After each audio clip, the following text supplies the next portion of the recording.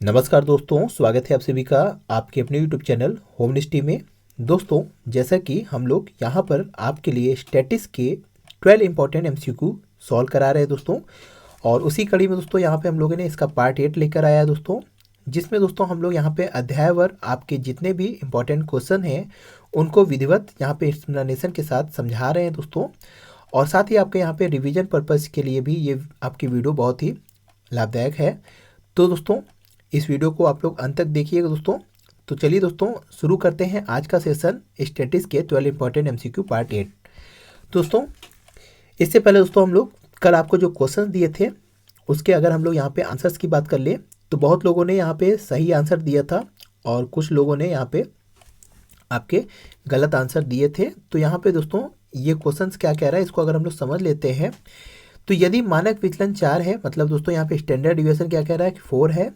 N पदों की संख्या मतलब एन कितनी है दोस्तों, 10 है। तथा पदों का योग कितना है दोस्तों, आपके समेशन ऑफ अगर हम लोग उसकी बात करें तो ये आपका कितना है 160 है। तो आपका यहाँ पे विचलन गुणांक की मान क्या होगा। तो यहाँ पे आपका क्या पूछ रहा है दोस्तों, आपका वेरियांस जो आपका कोरिलेशन ऑफ वेरियांस है वो चीज़ आपका क्या होगा, ये चीज़ आपको पूछ रहा है। तो हमें पता है दोस्तों कि हम लोग यहाँ पे विचलन गुणांक निकालने के लिए जो फॉर्मूला होता है वो क्या होता है दोस्तों, H D upon mean into आपका 100। तो यहाँ पे हमें एच डी पता है 4 है और पदों की संख्या 10 तथा पदों का योग 160 है, यानी कि हमें मीन भी पता चल जाएगा। तो मीन निकालने का फॉर्मूला क्या होता है दोस्तों, summation of X upon N. तो यहाँ पे आपका समेशन ऑफ एक्स दिया है 160 और एन दिया है 10। तो ये मीन कितना आ गया दोस्तों, 16 आ गया। तो केवल अब आपको इस फॉर्मूले में इस आपके वैल्यू को पुटअप करना था और आपके सामने आंसर आ जाएगा। तो यहाँ पे एच डी आपका 4 था और यहाँ पे मीन आपका 16 था। इसको आप लोग डिवाइड कर दीजिए और 100 से। तो ये आपका कितनी बार में जाएगा दोस्तों, 25 बार में जा रहा है दोस्तों। तो ये आपका राइट आंसर यहाँ पे क्या होगा दोस्तों, सी 25। दोस्तों इसका राइट आंसर 25 है दोस्तों। तो चलिए दोस्तों, ये तो आपका कल का क्वेश्चन था। आज का हम लोग सेशन शुरू करते हैं। पहला क्वेश्चन क्या कह रहा है दोस्तों, तो यहाँ पे दोस्तों सबसे पहला क्वेश्चन कह रहा है कि regression analysis is measure of, जो आपका प्रतीक गमन विश्लेषण है वो मापक है किस चीज़ का, degree and directions of relationship का, या सहसंबंध की मात्रा एवं दिशा का, या डिग्री ऑफ एसोसिएशन या गुणात्मक तत्वों की मात्रा का, या कॉजेज एंड इफेक्ट रिलेशनशिप, या सहसंबंध का कारण एवं प्रभाव का, या इनमें से कोई नहीं। दोस्तों इसका राइट आंसर आप लोग बताइए, इसका राइट आंसर क्या होगा दोस्तों। और सभी दोस्तों सभी क्वेश्चंस के आप लोग नोट डाउन करते जाया करिए कितने आपके सही हुए, और अंत में आप लोग कमेंट सेक्शन में बताया करिए कि हमारे कितने क्वेश्चन सही हुए दोस्तों। तो दोस्तों यहाँ पर अगर इसका राइट आंसर देखें हम लोग तो इसका राइट आंसर है दोस्तों सी, कॉज एंड इफेक्ट रिलेशनशिप, ये आपका राइट आंसर है। तो दोस्तों जो आपका रिग्रेशन एनालिसिस होता है वो आपका कॉज एंड इफेक्ट रिलेशनशिप को ही क्या करता है, यहाँ पे मेजर करता है। दोस्तों आप लोगों को यहाँ पे कंफ्यूजन हो रहा होगा ए और सी वाले में, degree and direction of relationship और cause and effect of relationship. दोस्तों जब अगर यहाँ पे रिलेशन की जगह को रिलेशन की बात होता तो हम सही क्या करते दोस्तों, ए को सेलेक्ट करते। बट यहाँ पे रिग्रेशन की बात की जा रही है तो दोस्तों रिग्रेशन जो करता है वो आपका कॉज एंड इफेक्ट के रिलेशनशिप को अध्ययन करता है, बट आपका कोरिलेशन आपके डिग्री एंड डायरेक्शन के रिलेशनशिप का अध्ययन करता है दोस्तों। तो ये चीज़ आप लोग ध्यान दीजिएगा दोस्तों, ऐसे रिलेटेड क्वेश्चन दोस्तों पूछे जा चुके हैं बहुत से एग्जामों में। दोस्तों यहाँ पे राइट आंसर आपका सी है, प्रतिगमन विश्लेषण समान का संबंध का कारण एवं प्रभाव का मापक है। प्रतिगमन गुणांक एक निर्भर चर है तथा एक से अधिक स्वतंत्र चरों के बीच संबंधों को स्थापित करता है दोस्तों। तो दोस्तों ये चीज़ आप लोग ध्यान दीजिएगा। अगर डिग्री एंड डायरेक्शन की बात है तो ये आपका कोरिलेशन में होता है, और कॉज एंड इफेक्ट की बात करेगा तो ये आपका रिग्रेशन में होता है दोस्तों। यही एक माइनर सा डिफरेंस होता है दोस्तों कोरिलेशन और रिग्रेशन में। नेक्स्ट क्वेश्चन की बात करते हैं दोस्तों। यहाँ पे क्वेश्चन नंबर 2 क्या कह रहा है, regression coefficient of X on Y will be, यानी कि x का y पर प्रतिगमन गुणांक जब होगा तो क्या होगा इसमें से सही, सिग्मा आपका y अपॉन सिग्मा x, या आपका r आपका sigma x upon sigma y का होल स्क्वायर, या आपका r sigma y upon sigma x का होल स्क्वायर, या आपका यहाँ पे r sigma x upon sigma y। तो दोस्तों इसका राइट आंसर क्या होगा, और आपको यहाँ पे फॉर्मूला याद होगा तो आपका तुरंत राइट आंसर समझ में आ गया होगा दोस्तों। अगर हम लोग इसका राइट आंसर बताएं दोस्तों तो इसका राइट आंसर आपका है D, R sigma X upon sigma Y. दोस्तों जब यहाँ पे क्या पूछ रहा है, एक्स ऑन वाई पूछ रहा है, तो ये आपका फॉर्मूला है दोस्तों, तो sigma X upon sigma Y. पर यहाँ पे ये चीज़ ध्यान देना है दोस्तों, कभी कभी क्वेश्चंस में जैसे कि आपका यहाँ पे ए वाला ऑप्शन है, यहाँ पे आर अगर होता तो आपको इन दोनों में कंफ्यूजन क्रिएट हो जाता है दोस्तों। तो इसके लिए दोस्तों एक सिंपल सा ट्रिक हम आपको बता देते हैं दोस्तों। जो आपका एक्स ऑन वाई है उसमें जो पहला एक्स आता है वो ऊपर जाता है और जो वाई होता है वो नीचे जाता है, यानी जो पहले आता है वही ऊपर जाएगा। इसी तरह जैसे आपका वाई ऑन एक्स की बात करेंगे दोस्तों, तो वहाँ पे आपका क्या होता है, R sigma X sorry sigma Y upon sigma X. जैसे कि यहाँ पे अगर हम लोग वाई ऑन एक्स की बात करेंगे तो ये R sigma Y upon sigma X होगा, पर यहाँ पे एक्स ऑन वाई की बात हो रहा है दोस्तों, इसीलिए दोस्तों इसका राइट आंसर क्या है, R sigma X upon sigma Y. तो दोस्तों ये चीज़ आप लोग कंफ्यूज ना होइएगा, सीधी सिंपल सा बात है, एक्स ऑन वाई होगा तो आपका एक्स वाला हमेशा ऊपर जाएगा, जो भी पहले होता है वही ऊपर जाता है दोस्तों।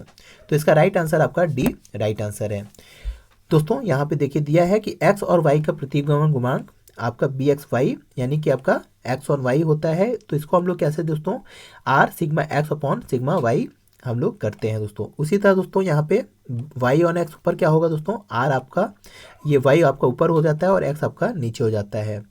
तो दोस्तों इन दोनों का अगर हम लोग यहाँ पे कोरिलेशन कर देते हैं, अंडर रूट मल्टीप्लाई कर देते हैं, मल्टीप्लाई करके अंडर रूट, तो यहाँ पे आपका कोरिलेशन भी कैलकुलेट हो जाता है इन गुणांक के माध्यम से।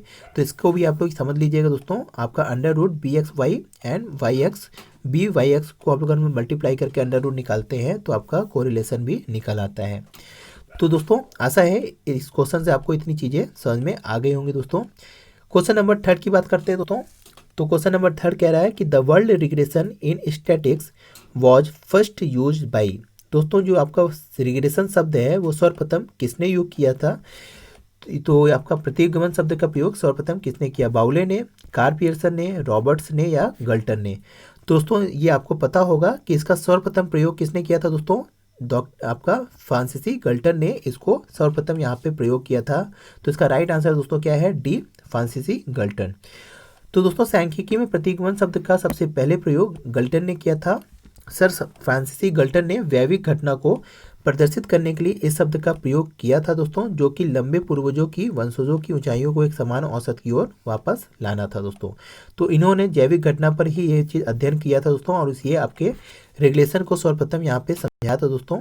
तो ये चीज़ आपका याद रखिएगा दोस्तों कि आपके सर्वप्रथम आपका प्रतिगमन शब्द का प्रयोग सर फ्रांसीसी गल्टन द्वारा किया गया था।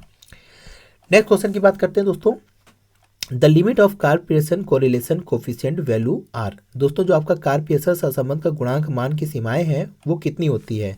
पहला दिया है +-1, फिर दिया है +-2, फिर दिया है +-3, फिर दिया है +-4। दोस्तों आप लोगों को पता होगा जो आपका कार्ल पियर्सन को आपका कोरिलेशन होता है या कोफिशिएंट ऑफ होता है वो आपका यहाँ पे +-1 से क्या होता है यहाँ पे मेजर किया जाता है दोस्तों कहीं कहीं आपको एक चीज़ और मिलता है, +-3 भी आपको कहीं कहीं मिलेगा दोस्तों, जो कि दोस्तों गलत है दोस्तों। तो वो चीज़ आप लोग उस बुक के जो भी बुक में दिया है दोस्तों वो चीज़ ध्यान ना दीजिएगा दोस्तों। इसका राइट आंसर दोस्तों आपका +-1 ही होता है दोस्तों। तो दोस्तों यहाँ पे देखिए दिया भी है कि कार्ल पियर्सन सहसंबंध गुणांक की सीमा +-1 ही होती है। यदि गुणांक की मूल्य इससे कम या ज़्यादा होती है तो गणना में त्रुटि मानी जाती है दोस्तों। तो दोस्तों आपका +1 से लेके +-1 के बीच में ही होता है दोस्तों। जैसे कि अगर दोस्तों -1 से 0 और +1 के बीच में यानी इतने में ही ये क्या करता है दोस्तों, यहाँ पे आपके गुणांक सर्वाइव करता है दोस्तों। जब दोस्तों ये आपके 0 से -1 की ओर बढ़ता है तो इसे हम लोग क्या बोलते हैं दोस्तों, ऋणात्मक सहसंबंध या निगेटिव रिलेशन। और जब ये +1 की ओर बढ़ता है तो इसे हम लोग पॉजिटिव रिलेशन कहते हैं। जब दोस्तों ये 0 से पूर्ण रूप से -1 हो जाता है तो इसे हम लोग क्या बोलते हैं, पूर्ण नेगेटिव रिलेशन या कह सकते हैं परफेक्ट नेगेटिव रिलेशन। और जब +1 होता है दोस्तों तो इसे हम लोग परफेक्ट पॉजिटिव रिलेशन बोलते हैं दोस्तों। साथ ही दोस्तों यहाँ पे तीव्रता के आधार पर 3 प्रकार से यहाँ पे डिफाइन भी किया गया है गुणांकों को। जैसे कि आपका यहाँ पे देखिए दिया है कि आपका यदि आपका -0.25 से लेकर +0.25 है तो वो आपका निम्न तीव्रता होती है या लो तीव्रता होती है। फिर अगर हम लोग -2 से लेकर -0.75 और इसी तरह आपका प्लस धनात्मक और आपका ऋणात्मक दोनों आवेश में अगर हम लोग देखें तो ये मध्यम तीव्रता होती है। और वहीं आपका -0.75 से लेकर -0.99 से प्लस माइनस में अगर हम लोग देखें तो ये आपकी तीव्र या अत्यधिक तीव्रता वाली यहाँ पे इसको गुणांक को माना जाता है। और यहाँ पे हमने आपको पहले ही बता दिया कि प्लस माइनस होने पर पूर्ण सहसंबंध या आपका परफेक्ट यहाँ पे रिलेशन पाया जाता है दोस्तों। तो आशा है दोस्तों इस क्वेश्चन से आपको ये चीज़ जानकारी समझ में आ गई हो दोस्तों। इसलिए दोस्तों इसका राइट आंसर आपका क्या है, फोर्थ का ए इसका राइट आंसर है। क्वेश्चन नंबर 5 की बात कर लेते हैं दोस्तों। तो यहाँ पे दिया है क्वेश्चन नंबर 5 कि the formula for the rank correlation coefficient is, कोटि सहसंबंध गुणांक का सूत्र क्या होता है दोस्तों यदि आपको याद होगा तो आप तुरंत इसका आंसर बता देंगे। यहाँ पे दोस्तों कंफ्यूजन जो क्रिएट वाली चीज़ है वो हम समझ रहे हैं। यहाँ पे माइनस प्लस का जो खेल होता है उसी में आप लोगों का आंसर गलत हो जाता है, तो इसको ध्यान से यहाँ पे समझ लीजिए, अपना यहाँ पे यहीं पे गलती कर लीजिएगा, एग्जाम में गलती ना करिएगा दोस्तों। तो यहाँ पे आपका दिया है 1 - 6 sigma D square upon N और ब्रैकेट में n स्क्वायर -1 होता है कि आपका यहीं पे देखिए धनात्मक आ गया यानी कि पॉजिटिव चिन्ह आ गए। फिर आपके यहाँ पे 1 - 6 sigma D square upon N है, ये आपका यहाँ पे प्लस है, यही दोनों यहाँ पे प्लस और माइनस का ही यहाँ पे डिफरेंस आ रहा है दोस्तों। तो इसका राइट आंसर दोस्तों क्या होगा, आप लोगों को यहाँ पे इतना तो समझ में आ रहा होगा कि ये दोनों ऊपर में ही कोई सही आंसर होगा। अब ये नहीं समझ में आ रहा कि कौन सा सही है, ये वाला कि ये वाला।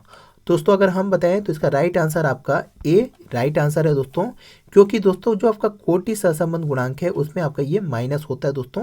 कुल मिला के दोस्तों आज याद कर लीजिए कि आपका जो आपका रैंक कोरिलेशन कोफिशिएंट होता है उसमें कोई भी धन आवेश या धन चिन्ह या पॉजिटिव चिन्ह नहीं होता दोस्तों, ये हमेशा के लिए आप लोग याद कर लीजिए दोस्तों।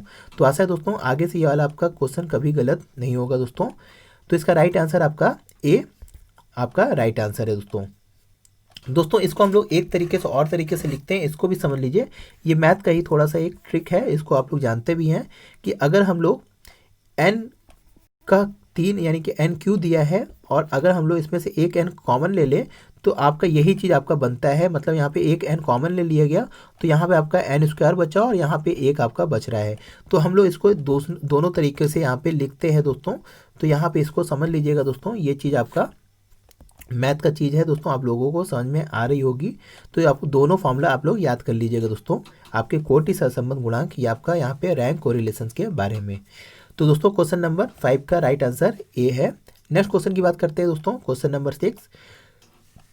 तो यहाँ पे कह रहा है दोस्तों कि if the value of any regression coefficient is 0 then 2 variables are. मतलब दोस्तों क्या कह रहा है कि अगर प्रतिगमन गुणांक मान 0 है तो दोनों चर हैं क्या, डिपेंडेंट मतलब आश्रित, इंडिपेंडेंट मतलब स्वतंत्र, कोरिलेटेड या सहसंबंधित, या आपका क्वालिटेटिव या गुणात्मक।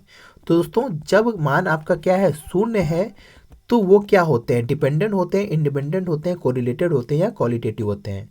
तो दोस्तों इसका राइट आंसर क्या होगा, इसका राइट आंसर है आपका इंडिपेंडेंट या स्वतंत्र होते हैं दोस्तों। तो दोस्तों इसका राइट आंसर बी है।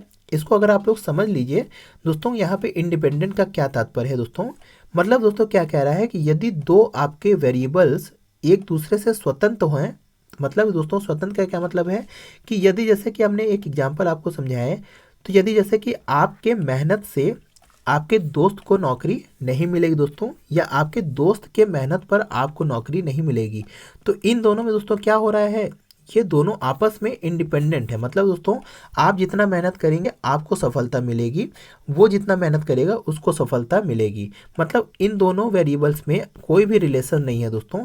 तो यहाँ पे आपका क्या होगा, प्रतिगमन गुणांक मान क्या आएगा, 0 आ रहेगा। पर दोस्तों अगर हम लोग आश्रित वाले की बात करें एग्जाम्पल भी, तो दोस्तों जैसे हमने आपको समझाया था रिग्रेशन एनालिसिस जब पढ़ाया था कि हमने एग्जाम्पल बताया था आपको फसल वाला, कि आपका आश्रित या डिपेंडेंट रिलेशन कब होता है, जैसे कि आपका बरसात होने पर, अधिक बरसात होने पर आपके फसल क्या होते हैं, अधिक होते हैं। मतलब दोस्तों अधिक वर्षा होगी तो अधिक फसल भी होगी, कम वर्षा होगी तो कम फसल होगी दोस्तों। तो यहाँ पे क्या हो रहा है दोस्तों, एक वर्षा पर डिपेंड है फसल। अब जरूरी नहीं है कि ये आपके पॉजिटिव हों या निगेटिव हों, दोनों हो सकते हैं। यहाँ पे केवल हम डिपेंडेंट की चीज़ों को समझा रहे हैं दोस्तों, दो तरीके से डिपेंडेंट भी होता है। तो यहाँ पे देखिए क्या हो रहा है दोस्तों कि आपके वर्षा होने पर फसल क्या हो रहा है, अधिक हो रही है। तो ये क्या है, वर्षा पर डिपेंड है, मतलब फसल किस पे डिपेंड है, वर्षा पर। दोस्तों जो हमने पहला रिलेशन बताया कि आपके मेहनत पर आपके दोस्त की सफलता निर्भर नहीं है। मतलब दोस्तों आपके दोस्त की मेहनत पर आपकी सफलता निर्भर नहीं कर रही है। तो ये दोनों चर क्या है दोस्तों, आपस में स्वतंत्र हैं। तो दोस्तों ऐसे गुणांक का मान क्या आता है दोस्तों, शून्य आता है। तो इसीलिए दोस्तों इसका राइट आंसर क्या है दोस्तों, इंडिपेंडेंट या स्वतंत्र। तो आशा है दोस्तों ये चीज़ समझ में आ गई। यहाँ पे दिया भी है कि प्रत्येक गुणांक का मान शून्य है तो दोनों चर परस्पर क्या है, स्वतंत्र है। मतलब दोस्तों दोनों में कोई भी आपका रिग्रेशन या यहाँ पे संबंध नहीं होता है। जब दो प्रतिबिंब रेखाएं एक दूसरे को लंबवत काटती हैं तो उनके मध्य सहसंबंध की मात्रा शून्य होती है। तो दोस्तों ये भी समझ लीजिए कि हम लोग जब आपका यहाँ पे ये आपका एक्स अक्ष है, ये आपका वाई अक्ष है, जब यहाँ पे आपके एक्स अक्ष से कोई रेखा जाती है और वाई अक्ष से कोई जाती है और एक दूसरे को लंब में रूप में काटती है, आपके 90 डिग्री में एक दूसरे को विभेद करती है, तो वहाँ पे आपका जो सहसंबंध होता है वो क्या होता है दोस्तों, शून्य होता है दोस्तों। तो ये भी आप लोग समझ लीजिएगा दोस्तों। ऐसा क्वेश्चन भी आपसे पूछा जा सकता है कि आपके प्रतिगम रेखाओं के लंबवत काटने पर सहसंबंध की मात्रा होती है +1 -1 शून्य या इनमें से कोई नहीं। तो ये चीज़ आप लोग याद रखिएगा, शून्य इसका राइट आंसर होगा। तो दोस्तों क्वेश्चन नंबर 6 का राइट आंसर यहाँ पे क्या है, ए इंडिपेंडेंट। नेक्स्ट क्वेश्चन की बात कर लेते हैं दोस्तों। क्वेश्चन नंबर 7 क्या कह रहा है, तो यहाँ पे क्वेश्चन नंबर 7 कह रहा है कि correlation coefficient is measure of, या कह सकते हैं सहसंबंध गुणांक एक माप है किन के बीच हुआ, रिलेशनशिप बिटवीन टू वेरिएबल्स, या दो चरों के मध्य संबंध का, या linear relationship between two variables, दो चरों के मध्य रेखीय संबंध का, या इंडिपेंडेंस बिटवीन टू वेरिएबल्स, दो चरों के मध्य स्वतंत्रता का, या डिपेंडेंस बिटवीन टू वेरिएबल्स, या किसी प्रकार के आंकड़ों के उपयुक्त नहीं है। तो दोस्तों इसका राइट आंसर आप लोग सेलेक्ट करिए। इसका राइट आंसर हम बताते हैं। तो दोस्तों इसका राइट आंसर है सहसंबंध गुणांक एक माप है दो चरों के मध्य रेखीय संबंध का। मतलब दोस्तों correlation coefficient is measure of linear relationship between two variable. दोस्तों यहाँ पे इसका राइट आंसर बी है। जैसे कि देखते यहाँ पे देखिए दिया भी है दोस्तों कि सहसंबंध गुणांक जो है वो दो चरों के मध्य रेखीय संबंध का एक माप है या लीनियर रिलेशनशिप का एक मेजर है। यह माना जाता है कि दोस्तों कि दोनों पद युग्म या पेयर ऑफ आइटम्स को बिंदु रेखीय पद पर अंकित किया जाए तो बिंदु रेखा पर एक सरल रेखा खींची जा सकती है दोस्तों। साथ ही दोस्तों सहसंबंध समांक मालाओं पर अनेक कारणों का प्रभाव पड़ता है जिससे उनमें समानता नॉर्मलिटी आ जाती है दोस्तों। तो दोस्तों ये चीज़ आप लोग समझ लीजिए दोस्तों कि इसमें आपका लीनियर रिलेशनशिप होता है बिटवीन आपके कोरिलेशन कोफिशिएंट में टू वेरिएबल्स में। तो दोस्तों इसका राइट आंसर बी इसका राइट आंसर है। क्वेश्चन नंबर 8 की बात करते हैं दोस्तों। तो क्वेश्चन नंबर 8 क्या कह रहा है कि which type of data is not suited for calculation of Pearson correlation. तो दोस्तों यहाँ पे आप लोग बताइए इसका आंसर राइट क्या होगा। पियर्सन के सहसंबंध गुणांक की गणना के लिए किस प्रकार के आंकड़े उपयुक्त नहीं है, nominal scale, ordinal scale, interval scale या रेशियो स्केल। तो दोस्तों पियर्सन सहसंबंध गुणांक का जो हम लोग गणना नहीं कर पाते हैं वो कौन से स्केल पर नहीं कर पाते हैं, तो इसका राइट आंसर दोस्तों है नॉमिनल या आपका नाम मात्र स्केल। दोस्तों इसको अगर हम लोग समझ लें तो यहाँ पे दिया भी है कि कार्ल पियर्सन के सहसंबंध गुणांक की गणना के लिए नाम मात्र या नॉमिनल प्रकार के आंकड़े उपयुक्त नहीं होते दोस्तों जब हमने आपको स्केल बताया था तो हमने इससे पहले वाले क्वेश्चन में भी एक चीज़ समझाया था आपके स्केल के बारे में कि आपके 4 तरीके के स्केल होते हैं। एक आपके नॉमिनल होते हैं, ऑर्डिनल होते हैं, रेशियो होते हैं और आपके यहाँ पे इंटरवल या अंतराल स्केल होते हैं दोस्तों। तो यहाँ पे जो आपका नॉमिनल स्केल होता है दोस्तों वो आपके कार्ल पियर्सन में यहाँ पे हम लोग उसका रिलेशन या सहसंबंध गुणांक की गणना नहीं कर पाते हैं। तो ये चीज़ आप लोग यहाँ पे देखिए दिया भी है कि कार्ल पियर्सन सहसंबंध गुणांक की विधि सहसंबंध की दिशा और मात्रा दोनों को स्पष्ट और सूक्ष्मता के साथ प्रस्तुत करती है। इस कारण इसका स्वाभाविक प्रयोग आपके कार्ल पियर्सन सहसंबंध गुणांक के सापेक्ष होता है दोस्तों। इसको हम लोग आर से व्यक्त करते हैं दोस्तों और साथ ही इसको निकालने के लिए हमें मीन और स्टैंडर्ड डिविएशन की जरूरत पड़ती है दोस्तों इसका राइट आंसर ए है। आप लोग समझ लीजिएगा इसका नॉमिनल जो आपका स्केल होता है उसके हम लोग कार्ल पियर्सन का सहसंबंध गुणांक की गणना नहीं कर पाते हैं दोस्तों क्वेश्चन नंबर 9 को और देखते हैं दोस्तों। क्वेश्चन नंबर 9 क्या पूछ रहा है, तो दिया है दोस्तों कि if correlation coefficient between two variable is ascertain it implies that. मतलब दोस्तों यदि दो चरों के मध्य सहसंबंध गुणांक अनिश्चित है तो इसका तात्पर्य क्या होगा दोस्तों जैसे हमने भी आपको एक क्वेश्चन इससे रिलेटेड समझाया भी उसी से रिलेटेड यहाँ पे क्वेश्चन दिया है कि जब सहसंबंध गुणांक अनिश्चित है तो उसका तात्पर्य क्या होता है, +1 -1 0 या आपका 0.5। तो दोस्तों इसका राइट आंसर अगर हम बताएं तो इसका राइट आंसर है आपका CR = 0। दोस्तों हमने आपको भी बताया कि जब आपका 0 से +1 की ओर बढ़ता है कोरिलेशन गुणांक तो इसे हम लोग क्या बोलते हैं, अगर +1 है तो इसे हम लोग क्या बोलते हैं, परफेक्ट पॉजिटिव रिलेशन। और जब ये -1 होता है तो सब लोग परफेक्ट निगेटिव रिलेशन बोलते हैं। बट दोस्तों जब ये आपका 0 होता है तो इसमें कहा जाता है कि दोनों चरों में या दोनों वेरिएबल्स में कोई भी रिलेशंस नहीं है। तो इसीलिए कहा है दोस्तों कि जब अनिश्चितता है या अनसर्टेन है, कुछ पता ही नहीं है कि अगर पानी बरसेगा तो फसल होगी कि नहीं होगी, तो ये क्या है दोस्तों, अनिश्चितता है। तो ऐसी दशा में क्या होता है दोस्तों, आपका जो आर होता है वो क्या होता है, 0 होता है दोस्तों। तो दोस्तों इसीलिए इसका राइट आंसर क्या है, R = 0 इसका राइट आंसर है। तो यहाँ पे दोस्तों देखिए कुछ यहाँ पे फीचर्स दिए हैं, इसको भी समझ लीजिए, बहुत इंपॉर्टेंट चीज़ दिया है, इसीलिए इस क्वेश्चन को हमने यहाँ पे आपको सामने लाया है।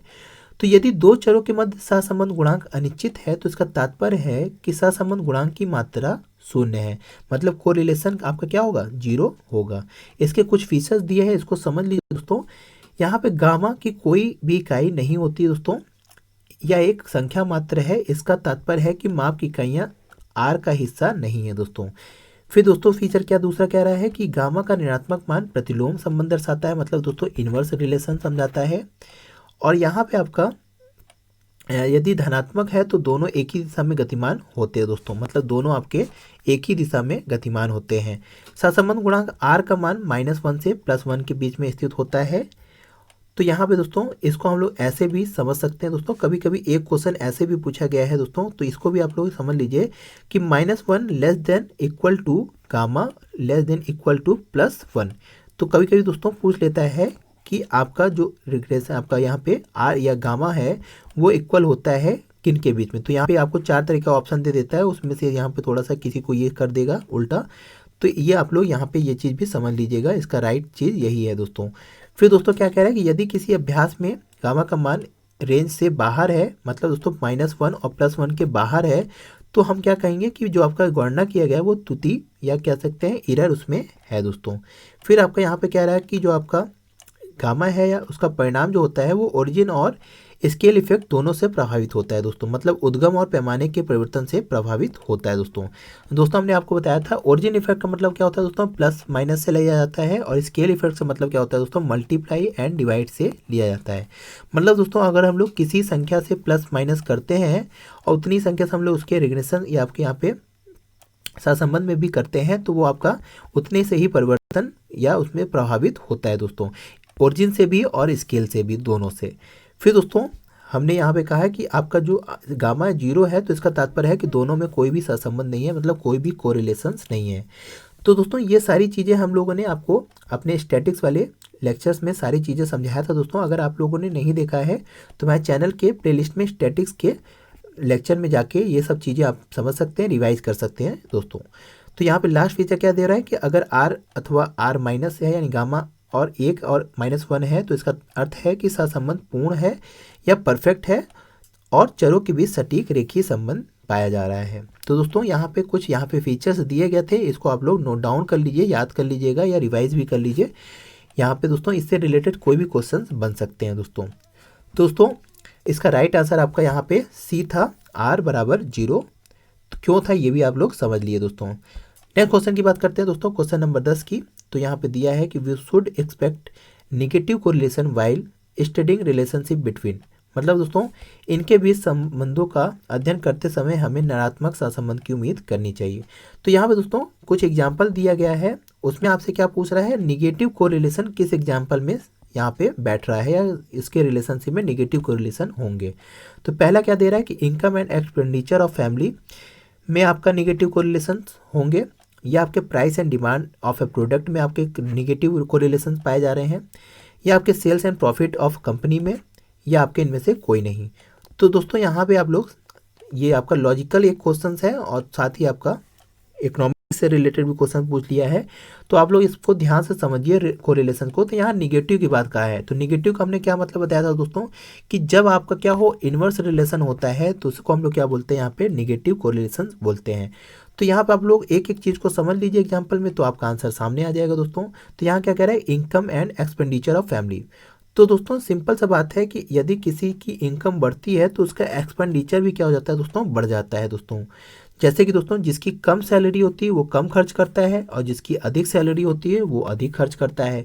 तो यहाँ पे दोस्तों कल को अगर आपकी सैलरी आज 10,000 है और कल को यहाँ पे आपकी सैलरी 50,000 हो जाती है, तो आपकी खर्च भी क्या हो जाती है दोस्तों, उतनी ही सैलरी के बढ़ने से ही खर्च भी आपके बढ़ जाते हैं दोस्तों।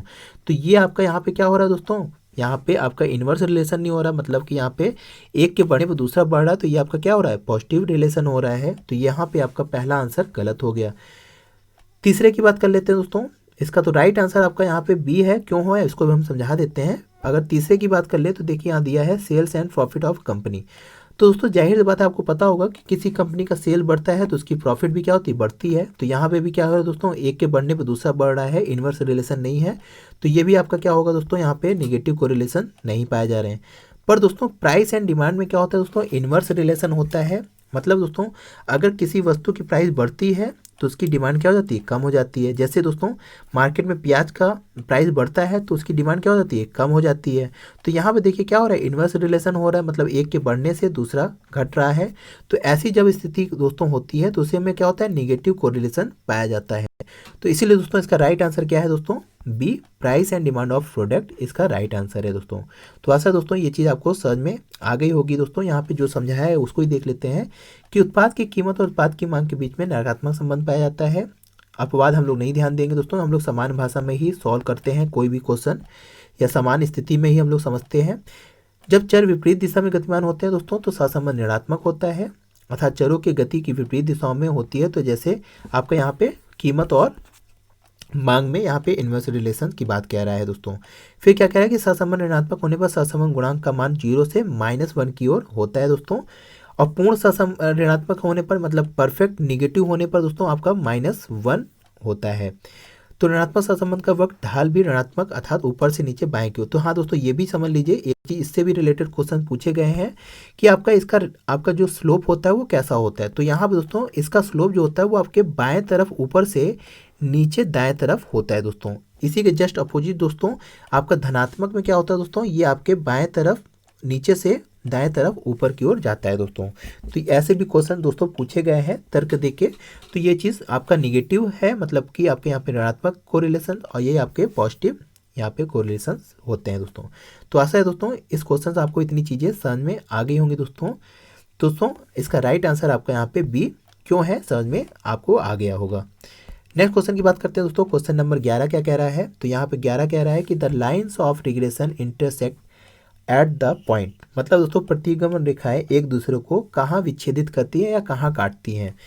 तो दोस्तों एक्स एंड वाई बिंदु पर, एक्स बार एंड वाई बिंदु पर, एक्स एंड वाई बार बिंदु पर, या आपके एक्स बार और वाई बार बिंदु पर। तो दोस्तों इसका राइट आंसर क्या होगा आप लोग बताइए।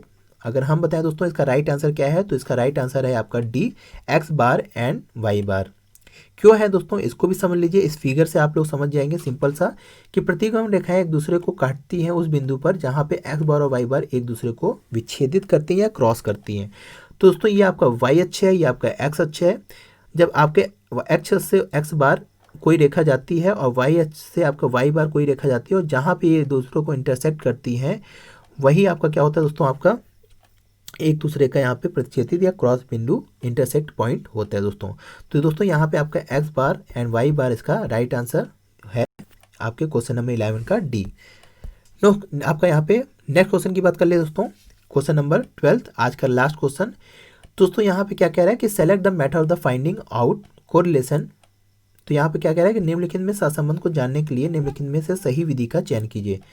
तो यहाँ पे दोस्तों आपके मेथड्स दिए हैं सहसंबंध के, उसमें से कौन कौन सा मेथड सहसंबंध के निकालने के लिए हम लोग मेथड का यूज करते हैं उसी का आपको यहाँ पे सेलेक्ट करना है। तो पहला आपका कार्ल पियर्सन है, दूसरा स्पीयरमैन रैंक मेथड है, फिर आपका यूले मेथड है, फिर आपका कोफिशिएंट ऑफ कंटीजेंसी है, फिर आपका कंकरेंट डेविएशन मेथड है। दोस्तों आप लोगों को पता होगा कि इसके मेथड आपके सहसंबंध के निकालने के लिए हम लोगों को बहुत से मेथड है दोस्तों। एक आपका बिंदु रेखी चित्र मेथड है जो आपका ग्राफिकल वे में, फिर एक आपका कार्ल पियर्सन ही है, फिर आपका स्पीयरमैन है। तो ये दोनों तो हैं आपके सही आंसर। तो यहाँ पे पहला दूसरा आपके इसमें भी है, इसमें भी है और इसमें भी है, तो ये वाला आपका गलत हो गया, 3 बचे। फिर यूले मेथड आपका दोस्तों आपका यहाँ पे कोरिलेशन का नहीं है, बल्कि वो क्या है दोस्तों आपके सहचर्य को निकालने के लिए है, जो आपका क्वालिटेटिव होता है दोस्तों। तो ये आपका यहाँ पे तीसरा गलत हो गया। तो तीसरा गलत होने के बाद ये भी कट गया, ये भी कट गया, तो बचा क्या दोस्तों, सी वाला। और सी का यहाँ पे पांचवा क्या दे रहा है दोस्तों, कंकरेंट डेविएशन मेथड। ये भी आपका क्या है, कोरिलेशंस का ही एक मेथड है दोस्तों।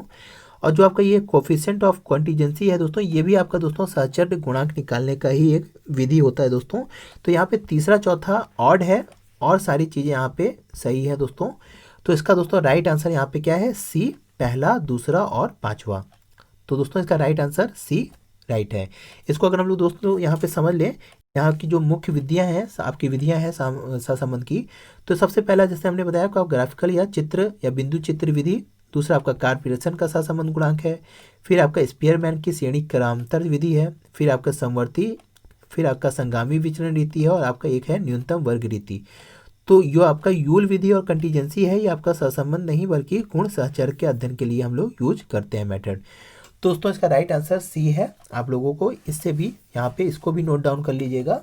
आपके कुल 6 हैं, और साथ ही हमने इसको अलग अलग तरीके से समझाया था दोस्तों, आपके बिंदु रेखा और कैसा चीज़ है। तो इस पर हम लोगों ने वीडियो बनाया है दोस्तों, आप हमारे चैनल के प्लेलिस्ट में जाके देख सकते हैं दोस्तों। सभी चीज़ों पर हमने स्टैटिक्स पर दोस्तों फुल वीडियो आपको बनाया है। आप हमारे चैनल पे जाइए, तो वहाँ पे स्टैटिक्स वाले प्लेलिस्ट में क्लिक करके आप लोग रिवीजन के लिए दोस्तों आप लोग सारी चीज़ों को रिवाइज कर सकते हैं दोस्तों। तो दोस्तों आज के लिए हम लोग यहाँ पे 12 क्वेश्चन को देख लिए दोस्तों। लास्ट में हम लोग यहाँ पे प्रैक्टिस क्वेश्चन देते हैं दोस्तों। तो आज का जो प्रैक्टिस क्वेश्चन है यहाँ पे देख लेते हैं। तो यहाँ पे दिया है कि the sum of square of deviation is 20, यानी दोस्तों यहाँ पे आपके विचलन के वर्गों का योग आपका यहाँ पे दिया है आपके 20, यहाँ पे विचलन के वर्गों का जो आपका निकला है वो 720 है, और यहाँ पे आपका जो औसत दिया है, मीन दिया है, वो 60 दिया है। तो आपका क्या पूछ रहा है, यहाँ पे विचलन गुणांक के बारे में आपसे पूछ रहा है दोस्तों। तो यहाँ पे 20 अवलोकनों के विचलन के वर्गों का योग 720 है और उनका औसत 60 है, तो उनका विचलन गुणांक क्या होगा, ए 5%, बी 10%, सी 15% या डी 20%। तो दोस्तों इसका सही आंसर क्या होगा दोस्तों, आप लोग बताइएगा हमें कमेंट सेक्शन में। इसको हम लोग सॉल्व कराएंगे नेक्स्ट वीडियो में, और इसका आंसर भी हम लोग नेक्स्ट वीडियो में आपको बताएंगे दोस्तों। तो दोस्तों इसको सॉल्व करके आप हमें कमेंट सेक्शन में अपना आंसर बताइएगा दोस्तों। और साथ ही दोस्तों आज आपके 12 में से कितने क्वेश्चन सही हुए वो भी आप लोग बताइएगा हमें कमेंट सेक्शन में। तो दोस्तों आज के लिए इतना ही। आशा है दोस्तों ये वीडियो आपको पसंद आई होगी दोस्तों। अगर वीडियो दोस्तों अच्छी लगे तो लाइक किया करिए दोस्तों, जिससे हमें आपके लिए वीडियो बनाने में अच्छा लगता है, या आप कह सकते हैं कि हमें मोटिवेशन मिलती है। और दोस्तों साथ ही अगर आप चैनल पर पहली बार आए हैं दोस्तों, तो चैनल को सब्सक्राइब कर लीजिए और ज़्यादा से ज़्यादा अपने दोस्तों को शेयर करिए, जो भी आपके स्टैटिस्टिक्स या कॉमर्स के फ्रेंड हैं, स्टूडेंट हैं, बच्चे हैं, भाई हैं, जो भी, सबको शेयर करिए दोस्तों। तो दोस्तों आज के लिए इतना ही। जय हिंद, जय भारत। दोस्तों यदि आप हमारे चैनल होमनिस्ट्री को सपोर्ट करना चाहते हैं, तो आप इस UPI ID लिंक पर जाकर अपनी इच्छा अनुसार राशि को प्रदान कर आप होमनिस्ट्री को सपोर्ट कर सकते हैं।